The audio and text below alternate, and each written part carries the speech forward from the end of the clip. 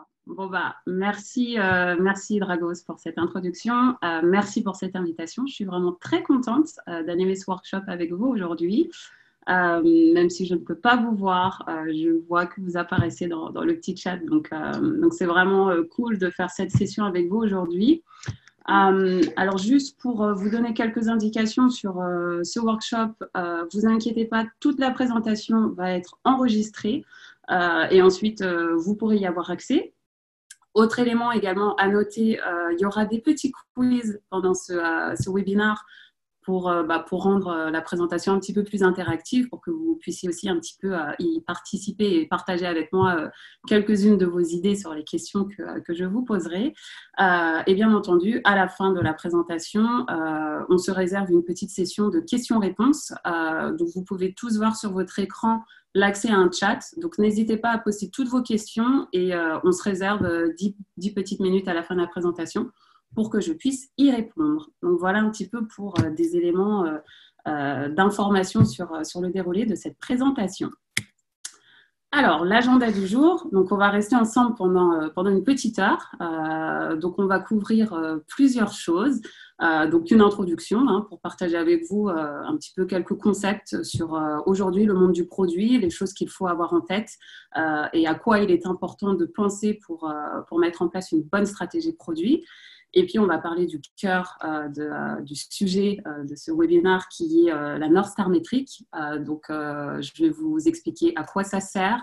Je vais vous expliquer comment est-ce qu'on la met en place et surtout, derrière, comment est-ce qu'on peut travailler des initiatives actionnables dans votre quotidien pour avoir une stratégie produit efficace. Effectivement, on est sur un format un peu digital, donc plus théorique que pratique, mais ne vous inquiétez pas, on va mettre en œuvre tout ce que je vais vous raconter sur la North Star métrique au travers d'exemples très concrets. Donc, je vais vous présenter 2 use cases où vous pourrez comprendre toute cette mécanique qui s'articule autour de la North Star. Donc, voilà pour l'agenda du jour. Alors, petite présentation quand même sur moi pour que vous quand même puissiez savoir qui vous parle et qui va vous parler pendant une heure. Donc, je m'appelle Fabienne Assy, je suis senior consultante, solution consultante chez Amplitude depuis 1 an et demi maintenant. Donc pour la petite histoire, j'ai à peu près 10 ans de carrière. J'ai commencé, on va dire, dans des institutions, des compagnies un peu plus traditionnelles. Donc j'ai d'abord été assistante marketing dans une boîte de télécom, Alcatel-Lucent, rachetée par Nokia ensuite. Ensuite, j'ai été market researcher, donc chargée d'études dans l'Institut Kantar, donc spécialisée dans le secteur automobile. Et puis après, j'ai décidé de me lancer un nouveau challenge où je voulais rejoindre une industrie un petit peu plus dynamique. Donc, j'ai rejoint l'industrie du SaaS. Donc, tout d'abord dans une boîte canadienne qui s'appelle Vision Critical, donc spécialisée dans tout ce qui est Customer Intelligence. Donc, j'y ai travaillé pendant à peu près 5 ans et puis j'ai rejoint Amplitude en tant que Solution Consultant depuis 1 an et demi. Et juste quelques mots sur Amplitude. Donc, notre mission, vraiment, c'est d'aider les compagnies que l'on accompagne à construire de meilleurs produits. Et pour les aider à atteindre cet objectif-là, on s'appuie sur notre solution logicielle, Amplitude, qui permet d'analyser les comportements des utilisateurs et bien entendu de pouvoir mesurer l'impact de ces comportements sur des métriques très importantes au succès de son produit, telles que la rétention, de la croissance, de l'acquisition, de la conversion, etc. Donc voilà un petit peu pour la petite histoire et pour un petit peu me situer.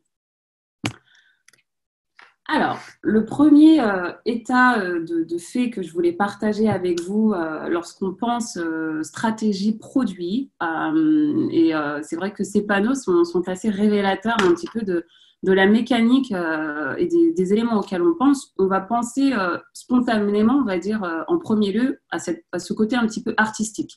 Donc, effectivement, le produit, on va penser, pourquoi pas, à tout cet univers en termes de look and feel, aux images, à la charte graphique, aux couleurs, vraiment tout ce qui va être l'expérience visuelle, voire même aussi l'expérience réellement vécue, donc au travers de l'ergonomie du produit qu'on va mettre en place. Et puis, on a un petit peu tendance à oublier cet autre très, très, très important pilier qui est la science et plus exactement la data. Parce que c'est vrai qu'à l'instar des équipes marketing, la science est totalement intégrée dans leur réflexion. C'est vrai que lorsqu'on lance une campagne marketing, on va effectivement penser à tout ce qui va être le visuel, le message, la charte graphique, etc. Mais surtout derrière, on va s'appuyer sur la performance des campagnes. Donc, tout va être absolument mesuré pour qu'on puisse savoir si la campagne a été performante ou pas. Et ben, c'est vrai que pour le monde du produit, c'est très important d'avoir également intégré dans son mode de réflexion la data qui va permettre de prendre des bonnes décisions et de savoir si notre produit est performant, s'il délivre effectivement les KPI que l'on attend, et c'est surtout un indicateur de mesure très très important. Donc c'était déjà une première chose que je voulais partager avec vous. Ensuite, je vais vous faire un petit peu travailler, ou en tout cas vous poser une petite question. Donc, je vais vous proposer un premier quiz. Et ce quiz est le suivant. D'après vous, combien de temps a-t-il fallu pour atteindre 100 millions d'utilisateurs sur Internet? Je vous laisse me dire ce que vous en pensez. Est-ce qu'il nous a fallu 15 ans pour atteindre le cap des 100 millions, 10 ans, 8 ans ou 5 ans? Je vais vous expliquer après pourquoi je vous propose ce petit quiz. Alors, je suis en train de voir vos réponses apparaître. Alors, presque tout le monde a voté. Ah, les résultats sont serrés. Ok. Ok, super. La majorité d'entre vous a répondu. Alors, pour partager vos résultats, alors j'ai 11% d'entre vous qui pensent qu'on a mis 15 ans pour atteindre les 100 millions. J'en ai 29% qui pensent que l'on a mis 10 ans, 39% qui pensent que l'on a mis 8 ans et 21% qui pensent que l'on a mis 5 ans. Eh bien, la bonne réponse, c'est 8 ans. Donc, on a mis 8 ans lorsque Internet est apparu, donc on va dire à l'aube des années 2000, pour atteindre 100 millions d'utilisateurs. Maintenant, deuxième petit quiz. D'après vous, toujours sur ce même seuil des 100 millions, combien de temps est-ce qu'on a mis pour atteindre 100 millions de joueurs sur Pokémon Go? C'est un autre délire. Est-ce que c'est 1 an, 1 mois, 1 semaine ou 3 jours? Ok.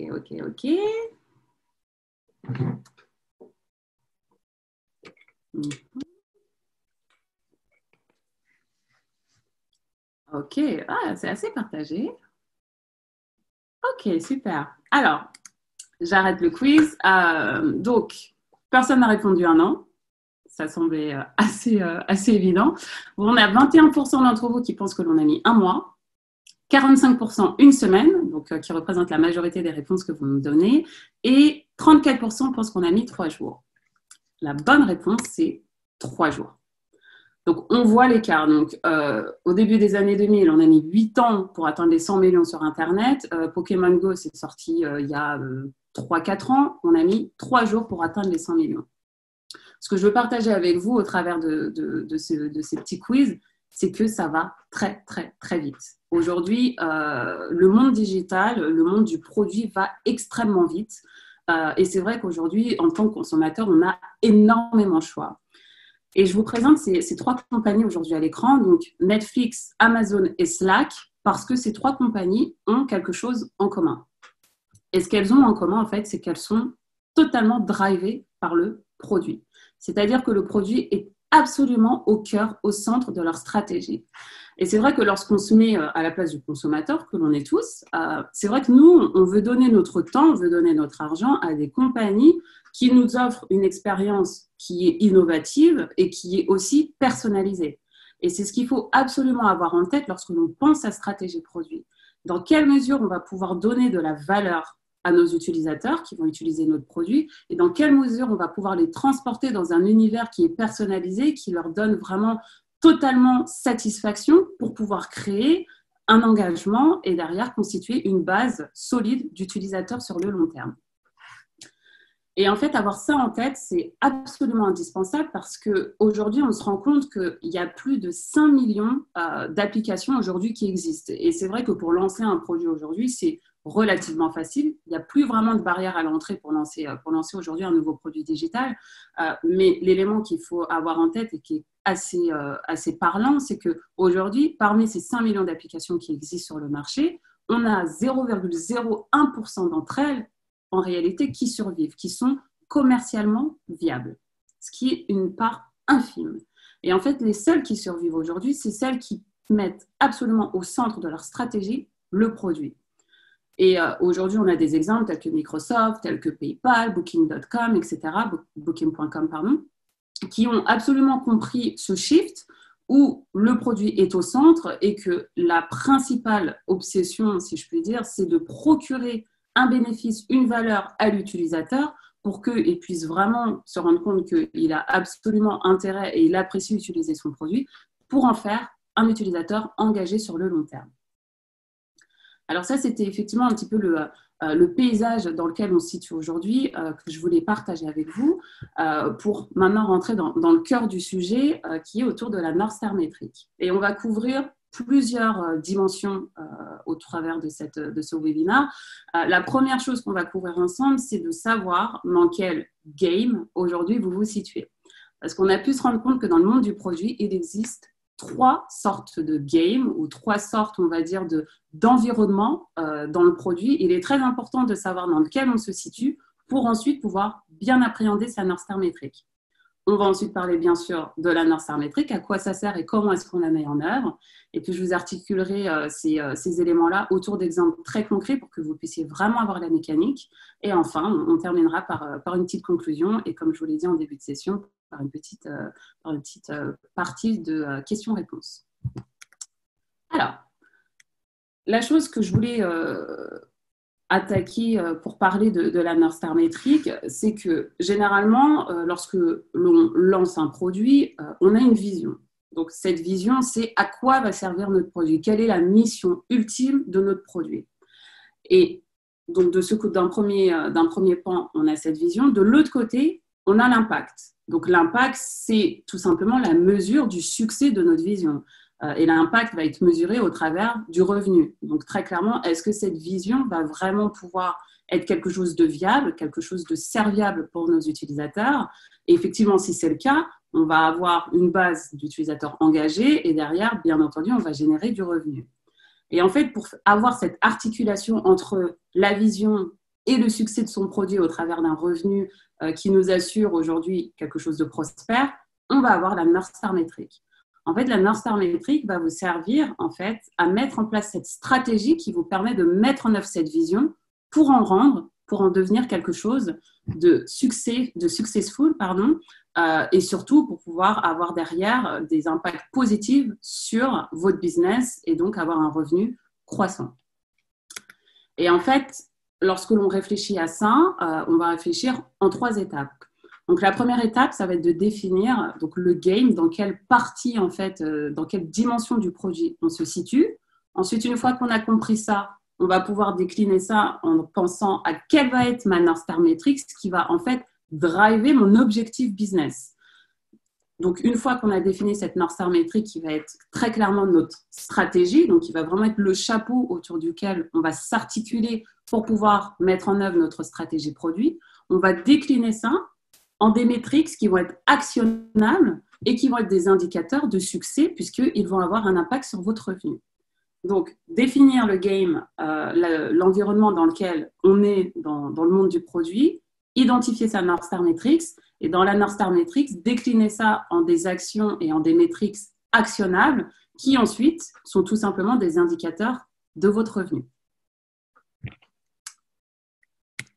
Alors, pour parler de ces différents games qui existent dans le monde du produit, il est vrai que chez Amplitude, on aime bien faire cette analogie avec un jeu d'échecs. C'est vrai que lorsque l'on joue à un jeu d'échecs, on a besoin d'avoir une stratégie, on a besoin d'avoir un plan clair pour pouvoir bien déplacer ses pions. Là, c'est exactement la même chose dans le monde du produit. Et l'idée, c'est de savoir dans quel game aujourd'hui vous vous situez, dans quelle, on va dire, dimension du produit vous vous situez pour derrière mieux appréhender votre North Star Metrics. Alors, il existe 3 différents games aujourd'hui dans le monde du produit. Le premier game, ça va être celui de l'attention. Donc, très clairement, les produits aujourd'hui qui jouent dans cette dimension-là de l'univers du produit vont être des produits qui vont être pensés pour attirer l'attention de l'utilisateur. L'objectif premier, c'est que mes utilisateurs passent le plus de temps possible sur mon produit. Donc ça, c'est la première dimension. La deuxième dimension, assez simple, c'est celle de la transaction. Donc là, clairement, la mission de mon produit va être que mes utilisateurs réalisent une transaction. Donc, ils viennent sur mon produit pour acheter quelque chose, consommer quelque chose. Donc, ça va être très clairement la transaction, l'objectif premier de mon produit.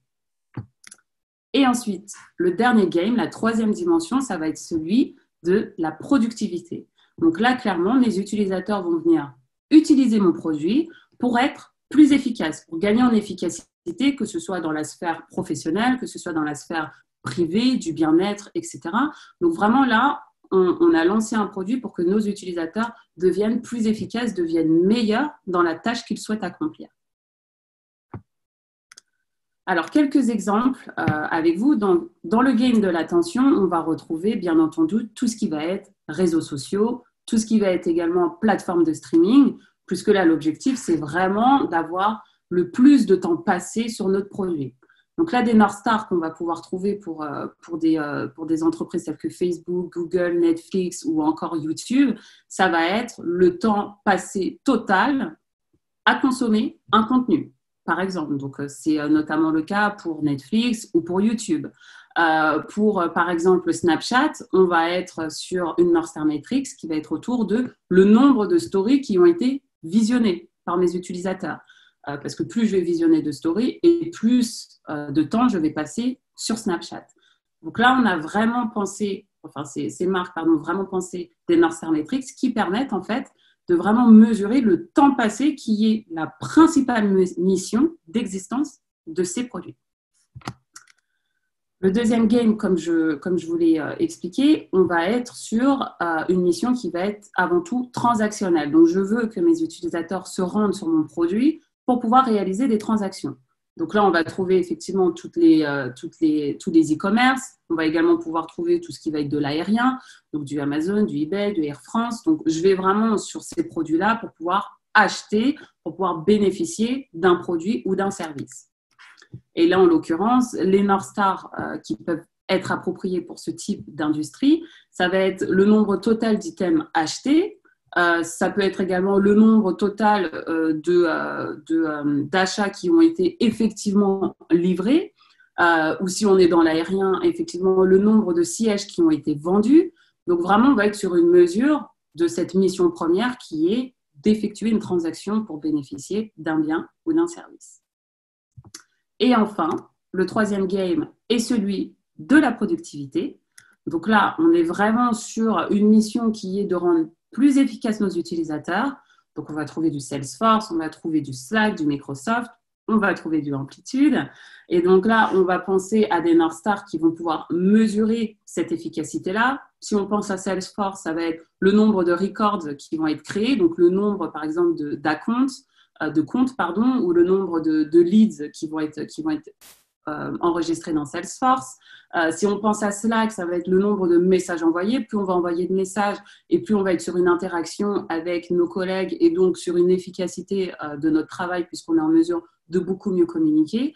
Donc là, vraiment, on est sur des North Stars qui vont permettre de mesurer l'engagement des utilisateurs avec ces différents produits qui ont pour mission première d'améliorer l'efficacité des utilisateurs. Donc, voilà un petit peu pour le panel sur les 3 games qu'il existe aujourd'hui dans le monde du produit et qui permettent de mieux appréhender sa North Star métrique.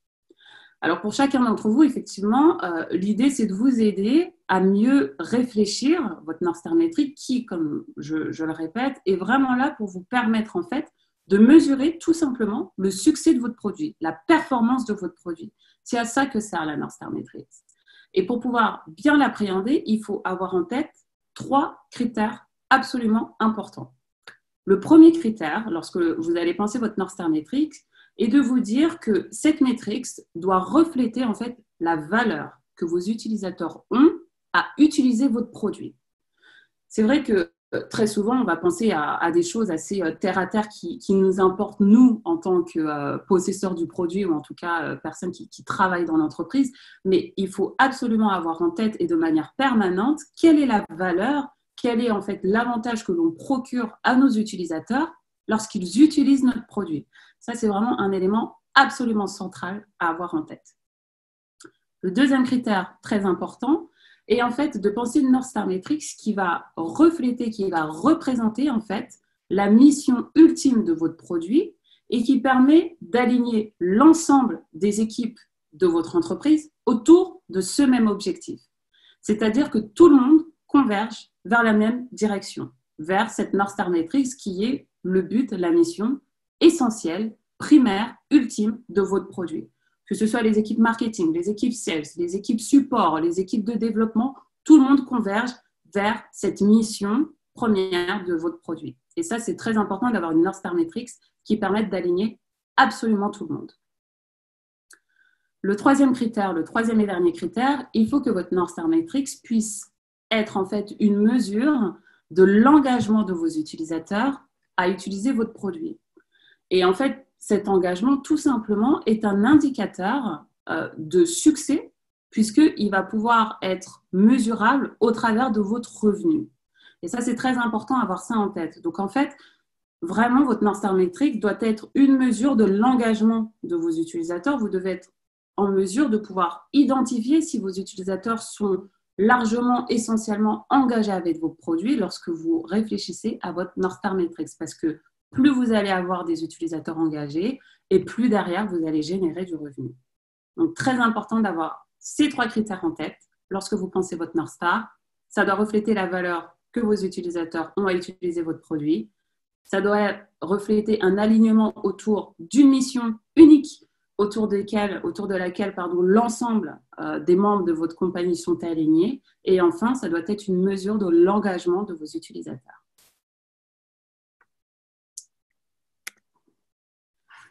Alors, une question qui revient souvent lorsque l'on pense à la North Star Metric, on se dit, mais pourquoi ne pas tout simplement prendre le revenu ? La réponse est assez simple, dans le sens où le revenu ne vous permettrait pas vraiment d'avoir une bonne appréciation de la performance de votre produit. Pourquoi ? Parce que, premièrement, considérer votre revenu comme votre North Star Metrics, en fait, est un petit peu un indicateur à retardement. C'est-à-dire que le revenu, par exemple, si vous constatez une baisse de revenus, vous étiez peut-être, je ne sais pas, peut-être à 1 million sur l'année N et vous êtes à 500 000 sur l'année N plus 1, il est déjà trop tard. C'est-à-dire que vous constatez en fait le niveau de votre revenu a posteriori, alors qu'il est déjà trop tard pour pouvoir prendre des mesures pour avoir un impact sur ce revenu. Ou en tout cas, si vous prenez des mesures, les impacts vont pouvoir être visibles que peut-être à N plus 6 ou à N plus 1. Donc, le revenu, en fait, est ce qu'on appelle un lagging indicator, c'est-à-dire que c'est un indicateur qui est à retardement. Donc, ce n'est pas un bon indicateur à prendre pour votre North Star Metrics. La deuxième raison, c'est que très souvent, il y a des facteurs extérieurs qui peuvent influer sur votre revenu. Des facteurs extérieurs à votre produit, à l'essence même de votre produit. Par exemple, si vous menez des campagnes marketing ou comme là, on se trouve actuellement des campagnes de soldes, effectivement, ça peut avoir un impact sur votre revenu qui ne sont pas vraiment liés à l'essence même de votre produit. Donc, vous n'avez pas vraiment la maîtrise. Ou encore, si vous avez une équipe support qui peut, pour X ou Y raison, rencontrer un score de satisfaction qui est plus ou moins bon, effectivement, ça peut avoir un impact sur votre revenu qui n'est pas vraiment lié à votre produit, mais plutôt au service qu'il y a à côté.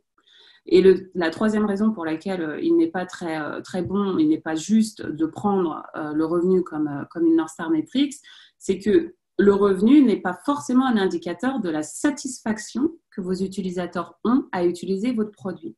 Et si vous vous souvenez, c'est le premier élément à avoir en tête lorsque l'on pense à North Star Metrics, c'est dans quelle mesure mes utilisateurs tirent un bénéfice, tirent une valeur à utiliser mon produit. Et le revenu ne reflète pas forcément cette notion-là qui est fondamentale lorsque vous pensez à votre North Star.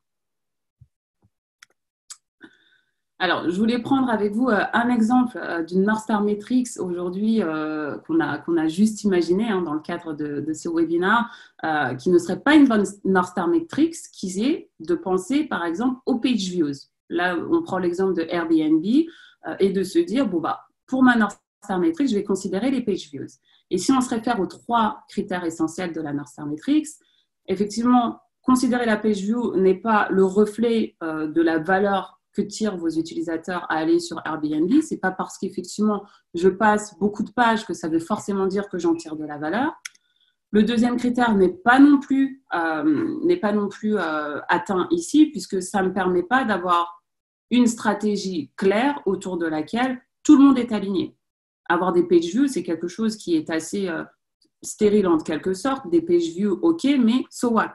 On n'a pas vraiment derrière une mission, un goal bien défini qui permet d'avoir un alignement. Parce qu'aujourd'hui, tourner des pages ou en tout cas consulter des pages pour consulter des pages, ce n'est pas ce qui va, entre guillemets, rendre performant ou rendre viable le produit Airbnb. Et après, pour le troisième indicateur, on peut se dire, par définition, en tout cas on va dire, lorsque l'on va imaginer et suggérer que ça peut être un indicateur effectivement de revenus, mais ce n'est pas forcément si évident que ça. Donc, on peut cocher envers ce critère-là, mais c'est plus de l'ordre, on va dire, je perds mes mots, je suis désolée, mais en tout cas, on va s'imaginer effectivement qu'il va y avoir un impact sur le revenu, mais ce n'est pas si évident que ça. Donc, on voit bien qu'aujourd'hui, considérer les page views n'est pas une North Star Matrix viable, ce n'est pas quelque chose d'assez profond qui permet vraiment de refléter les 2 premiers indicateurs qui sont essentiels. Alors, maintenant que je vous ai parlé un petit peu de la théorie de qu'est-ce que la North Star Matrix, à quoi ça sert et surtout comment bien la penser au travers de ces 3 critères fondamentaux, je voulais partager avec vous un exemple et quoi de mieux que de prendre finalement notre exemple à Amplitude pour vous parler de notre North Star Matrix et comment on a réussi à articuler les 3 critères sur notre réalité pour mettre en place notre North Star. Alors, si on revient à ces 3 critères qui sont fondamentaux, donc le premier étant de refléter de la valeur pour nos utilisateurs. Alors, juste pour revenir, effectivement, Amplitude, si on revient sur les 3 games du produit qui existe aujourd'hui, nous, on se place dans le game de la productivité, dans le sens où on permet à nos utilisateurs de gagner en agilité, de gagner en insight sur la compréhension de leurs produits pour derrière prendre de meilleures décisions, partager effectivement les learnings qu'ils ont appris grâce à Amplitude pour construire une meilleure stratégie produit et derrière, bien entendu, avoir un impact sur le revenu et avoir des produits performants.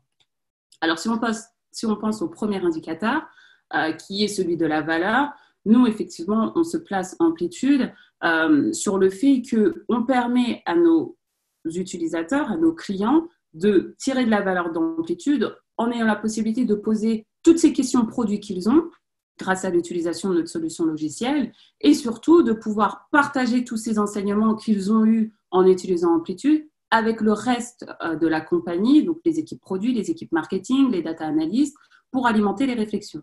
Donc, il y a une vraie valeur à utiliser Amplitude qui est de pouvoir répondre à des questions produits et derrière de pouvoir partager ces insights. Le deuxième indicateur, le deuxième critère clé était celui effectivement d'avoir une stratégie claire autour de laquelle toutes les équipes convergent en un seul et même sens. Nous, notre mission et notre unique stratégie, c'est de rendre la data absolument accessible à n'importe qui dans les entreprises que l'on accompagne. Donc, c'est de totalement démocratiser l'accès à la data. C'est-à-dire qu'aujourd'hui, lorsqu'on a une question produit, on a tendance parfois à se référer très souvent à l'équipe data analyst qui se retrouve parfois sous l'eau avec des piles et des piles de questions. Nous, c'est de pouvoir rendre accès à la data de manière simple, de manière agile, pour que n'importe qui, sans avoir un PhD en data processing, puisse effectivement avoir accès à Amplitude, poser des questions, collecter des insights et derrière prendre des meilleures décisions. Donc ça, c'est vraiment notre mission première. Et le troisième indicateur qui est de pouvoir mesurer l'engagement de nos utilisateurs. Donc nous, effectivement, on voit ça à la user adoption. Donc on voit qu'on a de plus en plus d'utilisateurs au sein des entreprises que l'on accompagne qui utilisent Amplitude. Donc plus on va avoir d'utilisateurs d'Amplitude, plus effectivement, Amplitude va être ancré dans les systèmes de réflexion des entreprises que l'on va accompagner. Et derrière, ça va nous assurer notre revenu. Donc, voilà comment on a articulé ces 3 critères autour de notre réalité et cela nous a permis de pouvoir définir notre North Star Matrix qui est les Weekly Learning Users. Puisque notre mission première est de permettre de pouvoir poser des questions et de pouvoir collecter des insights et surtout partager ces insights au sein des entreprises à toutes les équipes qui ont besoin de s'alimenter sur les comportements des utilisateurs. Notre North Star Matrix est de pouvoir mesurer en fait le nombre d'utilisateurs qui vont consommer toutes ces analyses amplitude et on a été en mesure de pouvoir définir un seuil à partir duquel on sait que amplitude est vraiment un élément central dans la réflexion des entreprises que l'on accompagne, qui est de pouvoir partager des analyses amplitude avec au moins 2 utilisateurs. Et donc, c'est notre métrique que l'on va suivre au quotidien, jour après jour, trimestre après semestre, et qui va vraiment alimenter notre stratégie produit. Un élément à avoir en tête, c'est que votre North Star Matrix peut évoluer avec le temps. Donc, c'est-à-dire que généralement, on a une North Star Matrix pour une entreprise. On en a très rarement 2, 3 ou 4 parce qu'il faut vraiment s'aligner sur une stratégie commune. Donc, on se réfère ici au critère numéro 2. Mais par exemple, nous, au départ, lorsque Amplitude a été lancé, notre première mission était plutôt de permettre aux équipes des analystes, donc on avait une cible bien précise qui était les analystes, de pouvoir répondre très rapidement et de pouvoir faire des queries très rapidement, donc de pouvoir créer des charts, des dashboards, des analyses très rapidement et de pouvoir augmenter leur efficacité. Et très clairement, on mesurait l'engagement du fait que les analystes pouvaient répondre à de plus en plus de questions en utilisant Amplitude. Donc, au départ, notre North Star Matrix était plutôt le Weekly Querying Users, donc c'est-à-dire combien en fait, de queries nos utilisateurs faisaient au sein d'Amplitude, et on mesurait ça sur une time frame qui est plutôt de l'ordre de l'hebdomadaire. Et puis, on a évolué au fil du temps. On s'est plus positionné sur cette notion de partage, cette notion d'alimentation des learnings issus d'Amplitude à l'ensemble des membres des organisations que l'on accompagne. Et donc, c'est pour ça qu'aujourd'hui, notre North Star Matrix est plus celle des Weekly Learning Users versus les Weekly Querying Users, qui était le cas il y a de ça à peu près 3-4 ans. Alors, donc je vous ai parlé de la North Star Matrix qui est, si vous voulez, vraiment on va dire, la boussole autour de laquelle vraiment la stratégie produit va s'articuler, qui est vraiment le cap que l'on va prendre lorsque l'on va penser sa stratégie produit. Mais c'est vrai que ça reste quelque chose d'assez high level. Pour pouvoir ensuite en tirer des actions, en tirer des initiatives qui sont absolument applicables et actionnables dans votre quotidien, on va décliner en fait cette North Star Matrix en utilisant ce qu'on appelle la Product Analytics Formula. Donc, cette formule de Product Analytics qui va vous permettre de décomposer votre North Star Matrix sur différentes, on va dire, sur différentes initiatives, sur différentes dimensions, où à partir de chacune de ces dimensions-là, vous allez pouvoir mettre en place des actions parce que toutes ces dimensions, les unes à la suite des autres, vont avoir un impact sur votre North Star Matrix. Alors, en première dimension, on va avoir celle qui est liée à la volumétrie, donc on appelle Breadth, qui permet en fait d'avoir cette notion de combien d'utilisateurs sont actifs dans mon produit, combien vais-je avoir d'utilisateurs qui vont revenir dans mon produit. Donc là, on est vraiment sur tout ce qui va concerner la volumétrie de votre base d'utilisateurs. Ensuite, la seconde dimension, c'est celle de la profondeur. Donc, dans quelle mesure vos utilisateurs sont engagés vis-à-vis de vos produits. Et on va voir autour d'un exemple comment est-ce que ça s'articule. Donc là, c'est vraiment pour mesurer le niveau d'engagement de vos utilisateurs. La troisième dimension, c'est celle de la fréquence. Donc là, on va vraiment se poser la question de à quelle fréquence mes utilisateurs vont venir dans mon produit. Et enfin, on va avoir cette dimension liée à l'efficacité. Donc, combien de temps, en fait, quelle est l'efficacité en fait, de mes utilisateurs lorsqu'ils utilisent mon produit à obtenir ce qu'ils recherchent. Alors, pour articuler cette Product Analytic Formula, j'ai pris l'exemple de Just Eat. Aujourd'hui, la North Star Metric de Just Eat, c'est de calculer sur une base mensuelle le nombre total de commandes qui vont être livrées. Et lorsque l'on décline cette North Star Matrix en utilisant notre Product Analytic Formula, donc tout ce qui va concerner la volumétrie, on va surtout réfléchir à des initiatives qui vont nous permettre d'avoir un impact sur le nombre d'utilisateurs qui vont effectivement réaliser une commande. Si on pense à tout ce qui est lié à la profondeur, c'est-à-dire au niveau d'engagement de mes utilisateurs, si on le met en œuvre ici autour d'un cas pratique pour Just Eat, on va vraiment réfléchir à tout ce qui va nous permettre en fait de pouvoir avoir un impact sur le nombre d'articles qui vont être commandés au sein d'une commande. La frequency, on va réfléchir à des initiatives pour avoir un impact sur le nombre de commandes réalisées par utilisateur. Et enfin, l'efficiency, ça va être par exemple le pourcentage de commandes qui vont être livrées à temps. Et ensuite, derrière, ça va être beaucoup plus facile de mettre en place des initiatives et de mettre en place des projets dont chaque partie des équipes produits, des équipes marketing vont pouvoir prendre la charge pour effectivement atteindre ces objectifs-là. Donc, pour augmenter le nombre d'utilisateurs qui réalisent des commandes, on va effectivement lancer des initiatives sur tout ce qui va être le nouveau sign-up, créer également tout ce qui va être par exemple des périodes d'essai et vraiment travailler sur cette conversion entre période d'essai et on va dire utilisation réelle du produit. Donc, des initiatives qui vont vraiment être sur comment est-ce que je vais réussir à avoir plus d'utilisateurs. Lorsque l'on va penser à avoir un impact sur le nombre d'items qui vont être commandés dans chacune des commandes qui vont être réalisées, là, on peut penser à des initiatives telles que des systèmes de recommandation, créer des listes de shopping, également lancer des campagnes marketing avec des bons promotionnels, donc vraiment pour essayer d'augmenter ce nombre d'items que l'on va avoir dans nos commandes. Pour la frequency, on va pouvoir travailler sur tout ce qui est flash sales, travailler sur des notifications, travailler également sur une optimisation du management des stocks pour pouvoir vraiment permettre à nos utilisateurs de pouvoir faire le plus de commandes possible sur une fréquence de plus en plus soutenue.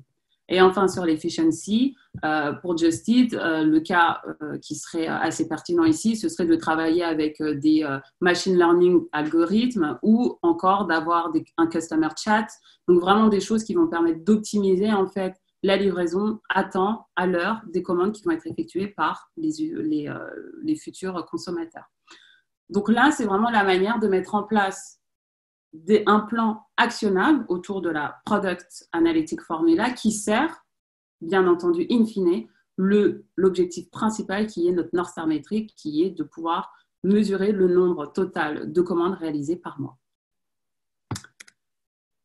Donc, voilà pour un petit peu cette articulation de la North Star Matrix au travers d'Amplitude, le premier exemple que j'ai partagé avec vous, et Just Eat pour articuler ça autour de la Product Analytic Formula. Ce que je vous propose pour terminer un petit peu on va dire cet exercice de réflexion autour de la North Star Metric, c'est un petit exercice où on va essayer de se mettre dans la peau de Spotify, des équipes Spotify.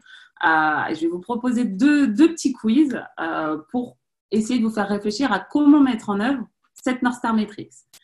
Alors, première question qu'on est en droit de se poser déjà, ou en tout cas que je vous pose pour vous aider à réfléchir à comment bien appréhender sa North Star Matrix. D'après vous, quel est l'élément qui est absolument fondamental pour le CEO de Spotify?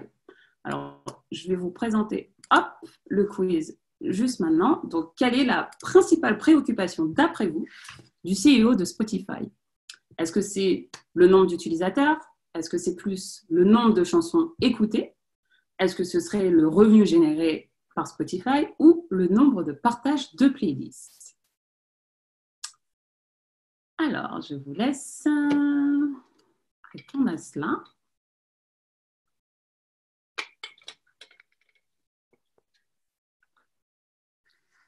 OK. Je vous laisse encore 10 petites secondes. OK. Très bien. Alors, je partage avec vous les résultats. Donc, la majorité d'entre vous, un petit peu plus de la moitié d'entre vous, 52% exactement, ont répondu que la principale préoccupation était le nombre de chansons écoutées. Ensuite, on a 24% d'entre vous qui pensent que ce sont le nombre de partages de playlists. On a 14% qui pensent que c'est le revenu généré. Et enfin, on a 10% d'entre vous qui pensent que c'est le nombre d'utilisateurs. La bonne réponse, on parle bien du CEO, c'est le revenu. Sa seule préoccupation au CEO, c'est le revenu. Donc, c'était la réponse numéro 3, la bonne réponse. Quelque chose pour vous aider à réfléchir à quelle pourrait être la North Star métrique de Spotify. Aujourd'hui, le revenu se découpe, on va dire, en deux principales composantes pour Spotify. Donc, il y a une partie qui revient aux premium subscribers, donc tous ceux qui vont avoir un abonnement payant, et l'autre partie du revenu va provenir des free users et plus spécifiquement des publicités. Et lorsque l'on regarde le découpage du revenu sur ces deux dimensions-là, on va avoir 90% du revenu qui va provenir des utilisateurs payants et on va avoir 10% des revenus de Spotify aujourd'hui qui vont être générés par les publicités. Et lorsque l'on décline le temps passé en moyenne par heure et par mois d'écoute de ces deux différentes typologies d'utilisateurs, on va avoir 75 heures de temps d'écoute par mois par les utilisateurs payants versus 25 heures d'écoute par mois et en moyenne par les utilisateurs gratuits. Donc ça, aujourd'hui, c'est comment se décompose le revenu généré par Spotify. 90% pour les premiums et 10% générés par les free users. Donc, ayant ça en tête, d'après vous, quelle est la North Star métrique de Spotify? Est-ce que d'après vous, ce serait le nombre de nouveaux utilisateurs payants? Est-ce que ce serait plutôt le nombre de playlists écoutées? Est-ce que ce serait plutôt le temps passé par utilisateur payant à écouter de la musique ou le nombre de playlists partagées? Gardez bien en tête, et c'est ce qui est rappelé sur la partie droite de votre écran, les 3 critères fondamentaux à avoir en tête lorsque l'on pense à North Star Metrics. Ça doit être la mesure de la valeur que mes utilisateurs ont à utiliser mon produit. Ça doit être le reflet d'une stratégie unique autour de laquelle toutes les équipes sont alignées. Et enfin, ça doit aussi être un indicateur de revenu, donc un indicateur qui influe sur le revenu qui va être généré par mon produit. Alors, je vous laisse encore un petit peu de temps pour réfléchir, puisque là, il faut essayer de tout articuler et de tout mettre en place pour trouver la bonne réponse. Et de ce que je vois, on est pas mal parti du tout. Alors, vous avez presque tous voté. Ah.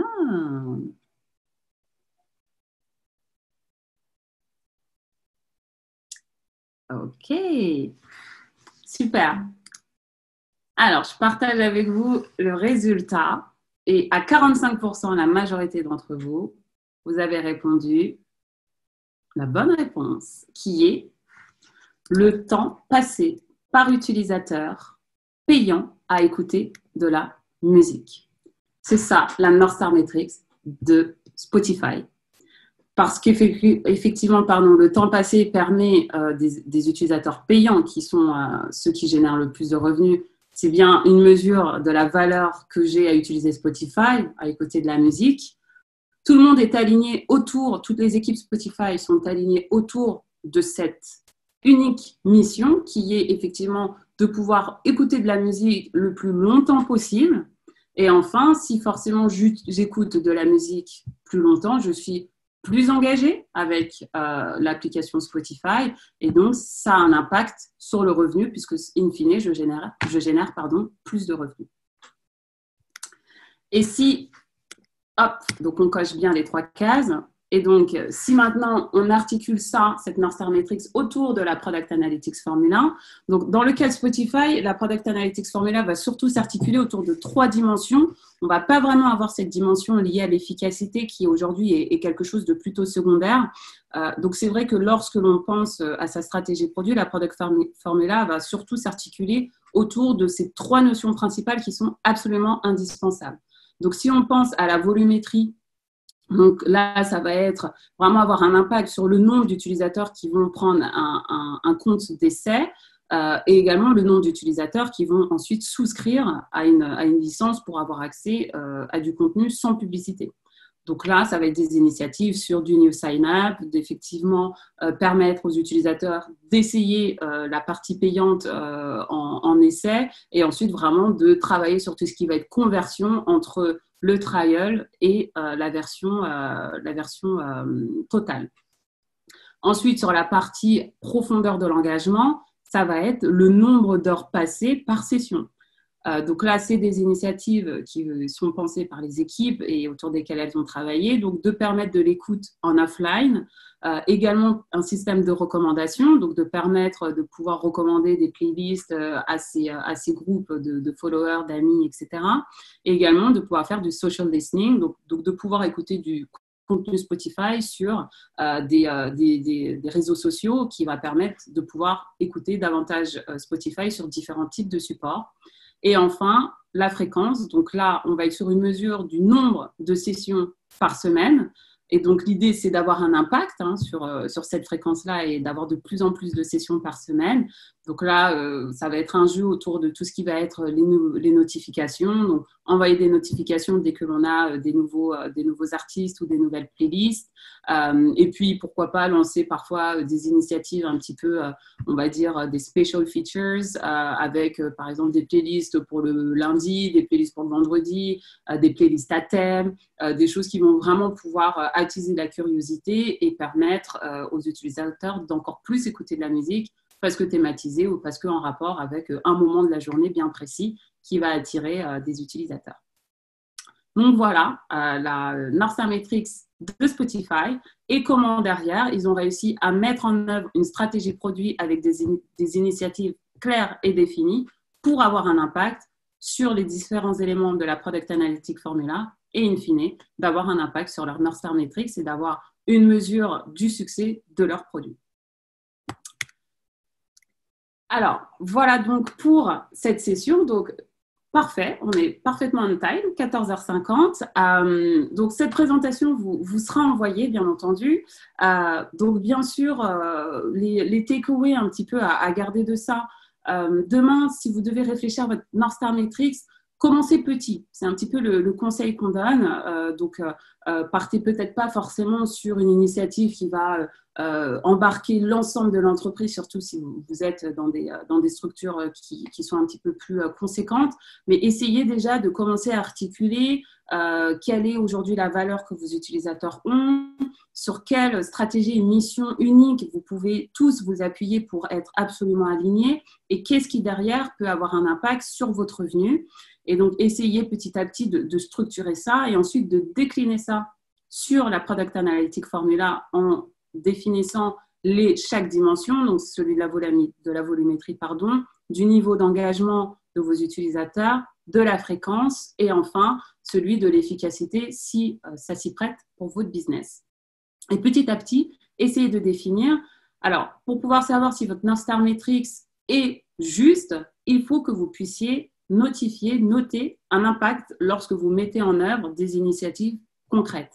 S'il n'y a rien qui change, si vous n'avez pas d'impact sur des indicateurs clés de succès de votre produit, tels que de la conversion, tels que de la rétention, tels que de la croissance, il faut remettre à l'étude votre North Star Matrix parce que définitivement, les actions que vous mettez en place doivent avoir un impact et doivent faire bouger l'aiguille de votre indicateur de succès qui passe par la mesure de votre revenu. Ensuite, vous avez à disposition pas mal de matériel. Nous, chez Amplitude, on a édité des playbooks qui vous permettront de pouvoir également mieux penser votre stratégie produit. Donc, on en a un sur la rétention, un sur l'engagement, et puis on en a un tout dernier assez nouveau qui vient de sortir sur la North Star, justement. Je vais rajouter d'ailleurs le lien auquel vous pouvez avoir accès à ce playbook. Et puis, on a également un blog sur lequel on partage pas mal d'articles qui peuvent vous aider à, bien entendu, appréhender votre stratégie de produit et savoir ce qu'il se passe dans le monde du produit qui nous entoure. Voilà, alors j'espère que vous avez pu apprendre pas mal de choses au travers de ce webinaire.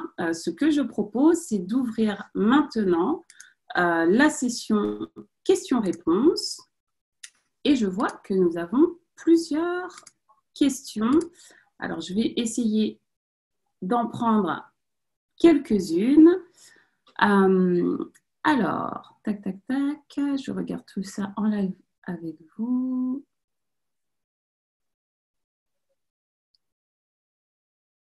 Alors,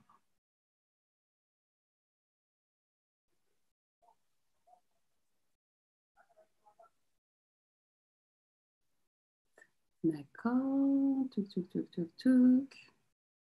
Alors, je vois surtout que la North Star Metric de Spotify a généré pas mal de débats. Et c'est vrai que c'est quelque chose à avoir en tête, c'est que ce n'est pas une science, entre guillemets, mathématique qui ne génère pas de débat. Et justement, plus il y a de débats et plus c'est intéressant, puisque plus on se met à brainstormer et à penser aux différentes composantes.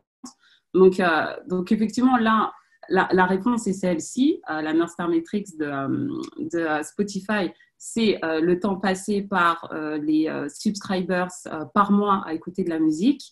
Mais c'est vrai qu'on peut, bien entendu, l'un n'empêche pas l'autre, toujours s'occuper des freemium, donc des free users, parce que c'est cela que derrière on va convertir. Donc bien entendu, ça reste toujours des éléments centraux, mais qui alimentent cette stratégie première qui est d'augmenter cette base de premium utilisateurs et leur temps passé à écouter de la musique. Voilà, alors, juste une petite question un petit peu d'organisation. Oui, la présentation sera partagée, donc je laisserai Dragos et notre responsable marketing s'occuper de tout ça, mais vous aurez bien accès au contenu que j'ai partagé avec vous, ainsi qu'à l'enregistrement de ce webinaire. Donc, il n'y a pas de souci.